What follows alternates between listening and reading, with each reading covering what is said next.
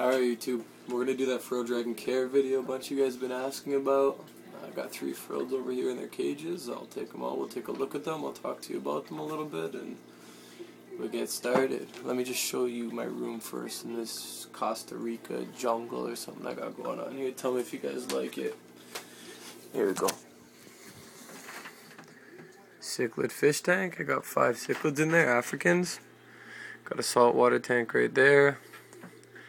Got a poison dart frog set up there with some Rainy Tomea imitator pteropods. Got my tegu down there. He's way at the back under his hide right now. And got my frillies right here. That's their enclosure there. Oh, and let me see if I get in here. Down there at the bottom, I have 6 tarantulas. Yeah. So, start this video. Let me get the frills out. Give me a sec.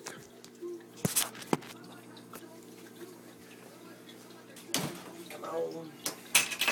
Video time. It's your big day.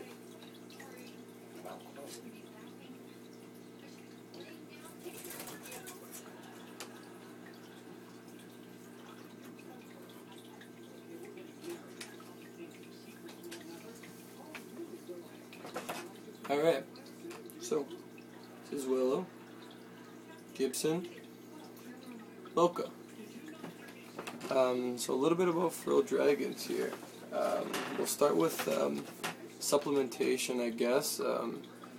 Very, very simple. I supplement them with calcium and the vitamin D3 cal, as well as this multivitamin here. I do a 2-to-1 ratio, 2 pinches of the Repcal to 1 pinch of multivitamin. For the little guys, maybe once or twice a week, and then Loca, she gets it about once every 2 weeks, somewhere around there. Yeah, and then like the food that I supplement, crickets, or silkworms. Don't have any of them on fruits or vegetables. I don't see the reason for it. They like to see their food moving when they're about to eat it, whether you're hand feeding or they're catching their own food. I notice they like to see it moving before they eat it, and they do fine on insects like crickets and silkworms and stuff like that. They're probably the best food you're going to be able to feed them. Younger, you should stay on silkworms. They really love them, and once they get older, they'll get on. Not even older, but I mean like this size, which is about like 11 months to a year old. They'll get on crickets and they'll eat crickets fine. They might even eat them from babies, probably. Enclosures, you guys saw my enclosures there. The one enclosure that Willow and Loca are in is about 8 feet tall, and it's 3.5 feet wide by 2 feet deep. Gibson's is 5 feet tall, 3 feet wide, and 2 feet deep. And that's a proper enclosure for Frilled Dragons. The 2 of them are in the bigger enclosure, which are both females, Willow and Loca. And then Gibson's got his own enclosure, wherever he is, because he's a bachelor. And make your enclosure arboreal. I'll get you a video of this enclosure here. So what you want to do here is you want to make an arboreal enclosure, which is taller rather than flat on the ground, and longer like my tegu's enclosure down there. Give them multiple perch. This is Willow's and Loca's enclosure. Multiple perch at different temperatures. That spot right up there on the log is about 105 degrees. This spot right over here, I would say, is about 95 degrees. And you got spots down here like that. You're getting into the high 70s, and then you got way down at the bottom, and you're going down to like room temperature almost. Let me toss her back in. Get in there. What are you frilling at? You don't like the camera. Hold on 1 second. Go back in. And where are these other guys? Here's Gibson. Okay, and Gibson's the same thing. I've got the one big grapevine branch going up there. This guy right here. I've got another branch going up into the corner, and I have this whole piece of cork bark here, and you can spread out to different areas of the cork bark and get different temperatures. Hottest temperature will be right here, right where the light's shining. He likes to hang out there. Loca, still in my head. Yeah, so that's pretty much their enclosures. I went through temperatures a little bit. I know you guys are going to ask me about humidity or post questions about humidity. I don't keep my humidity at any specific percentage. I have a bottle like this, which is empty now, and I can squirt it in their face, and when they're inside their cage and my bottle's full and actually squirts water, they will open their mouth and drink the water. And all three of them will do that, and then I spray down their whole body and a bunch of the branches around them, and they're fine with that. I do that maybe once a day when I get home from work.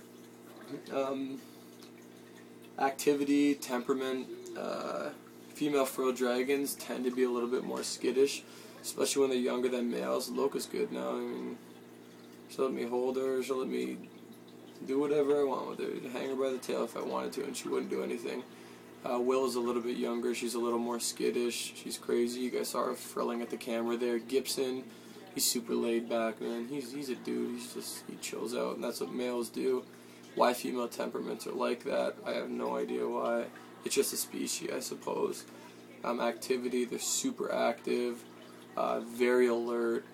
They're always looking around, have their head up, turning their eyes. If you have food in your hand or you throw food on the ground in the cage and they're up high, you're going to see them look over with their head and see something that's on the ground. You walk into the room, they're going to turn around and look at you. These are all signs of a healthy frilled dragon that you should really be looking for, because it's really gonna let you know if your frilled's doing okay, or if they need some more attention. Another thing I've had a bunch of questions about is venting. This is when frills are at their perch, the hottest part of their cage, and they're opening up their mouth and they're frilling up, but they keep their mouths open and their frill out, sometimes even just their mouths open.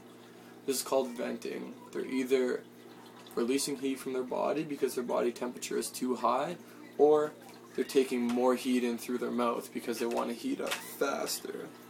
So either way, for whatever reason, this is normal. Like, they're doing this purposely, they know what they're doing, so just let them do it. There's nothing wrong. I randomly, maybe every 2 weeks, a month, I look at their poop, and you're going to tell a lot from it. You're going to have a black spot, which you should have, which is what they've eaten and digested. You're going to have a little white spot, which is their calcium. If there's no white spot, they're not getting enough calcium. And then you're going to have a little yellow spot, which tells you their hydration. You want the yellow spot to be as small as possible, if any yellow spot. If you have no yellow spot, great. They're perfectly hydrated. But you should always have calcium, and you should always have that black spot. Like, it's going to be a black poop and a white poop attached to it. That's a good, healthy frilled dragon poop. And that's something that you should look for. I don't know how much longer I can make this video, but if you guys have any questions, do your research first, check out the basics, and if you have any other questions that haven't been answered online about sexing, breeding, housing frills, caring for them, hand feeding, everybody says it's bad. No, it's not.